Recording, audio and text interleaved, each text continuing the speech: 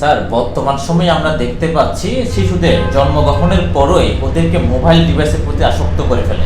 এক্ষেত্রে শিশুটির ভবিষ্যৎ জীবনে কিরকম প্রভাব পড়তে পারে বলে আপনি মনে করছেন?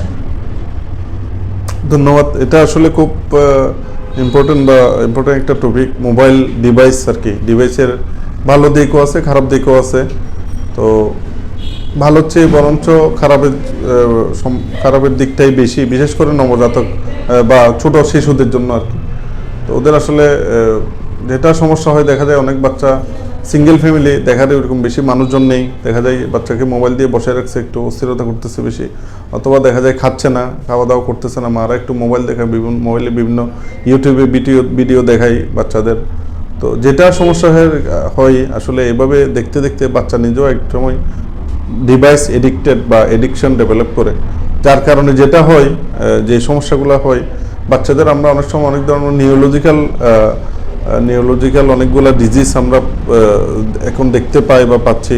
দেখা যায় ADHD, attention deficit hyper activity disorder. দেখা যায় বাচ্চা একটু বেশি অস্থির, অনেক বেশি বদমেজাজি, অনেক বেশি রাগ এবং দেরিতে কথা বলতে চায় না মানুষের সাথে। দেখা গেল মানুষজন আসছে, কথা বলতে হচ্ছে, সে তার মতো এক কোনায় মোবাইল নিয়ে বসে আছে, মোবাইল ব্রাউজিং করতেছে, স্ক্রল করতেছে ওপর নিচে, এবং মোবাইল নিয়ে ফেললে সে চিৎকার চেঁচামেচি, কান্নাকাটি বা অনেক বেশি হয়তো উশৃঙ্খলতা করতেছে। এবং সামাজিকতা যে জিনিসটা বা মানুষের সাথে মেশা, কথাবার্তা শেখা, এই জিনিসগুলো ধীরে ধীরে, এবং মূল্যবোধের অবক্ষয়, এটা তো একটা বড় একটা ফ্যাক্টর, বিশেষ করে আমাদের উপমহাদেশে এটাও অনেক বেশি আমরা লক্ষ্য করতেছি। আমি আসলে খারাপ দিকটাই বেশি আর কি। স্যার, যারা ছোট বাচ্চার মা বাবা, তাদের জন্য স্যার রোগ প্রতিরোধের জন্য কিরকম পরামর্শ থাকবে? ধন্যবাদ। রোগ প্রতিরোধের জন্য আসলে বাবা মায়ের, বিশেষ করে মায়েদের ভূমিকাটা খুব গুরুত্বপূর্ণ।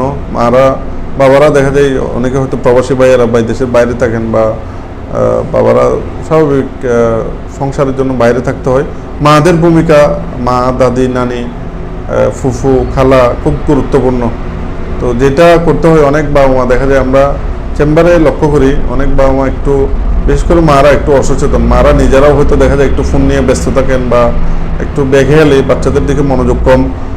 যেটা করতে হয় সেটা নিয়মকানুন, যেটা মেনটেন করতে হয়, বা দাদি নানির পরামর্শ, বয়স্কদের পরামর্শ, মুরব্বীদের পরামর্শ, এটা দেখতে হবে। এবং পরিষ্কার পরিচ্ছন্ন রাখাটা খুব গুরুত্বপূর্ণ। সরকারি যে EPI শিডিউলের যে টিকাগুলো সময় মতো দিয়ে দিতে হবে। অনেকে দেখা যায় বিশেষ করে করোনা টিকা দেওয়ার পর অনেক ধরনের একটু অ্যালার্জি বা বিভিন্ন ধরনের রোগবালাই বেড়ে যাওয়ার কারণে টিকার প্রতি একটা মানুষের অনীহা বা ভয়ভীতি চলে আসছে। জিনিসটা আসলে একদমই অমূলক, ঠিক আছে। আর দেখা যায় বাবা মারা আমাদের অনেক সময় আসেন, আমরা এক একটা পরামর্শ দিই, কিন্তু তারপরে ওনারা দেখা যায় যে জিনিসটা গিয়ে ওইভাবে করেন না, আমরা একভাবে বুঝাই দিই, ওনারা আরেকভাবে করেন।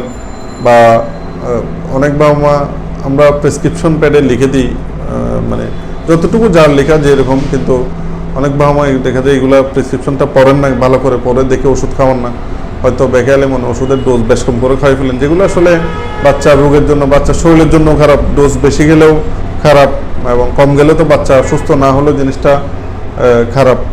তো বাবা মাকে একটু সচেতন হতে হবে। বাচ্চা কাচ্চা তো এখন মানুষজন বেশি বাচ্চা কাচ্চা নেয় না। তো আমি বলবো আমাদের গ্রামের মা বোনদের একটু দয়া করে আপনারা, ডাক্তাররা কি বলে, আশেপাশে কে কি বলতেছে, মুরব্বীরা কি বলতেছে, চার দোকানে কে কি বলতেছে, এসব না বলে ডাক্তাররা কি বলে এবং কি লিখে দেয়, এই জিনিসগুলো একটু দয়া করে ফলো করার জন্য বা পর্যবেক্ষণ করার জন্য অনুরোধ থাকবে আর কি আমার।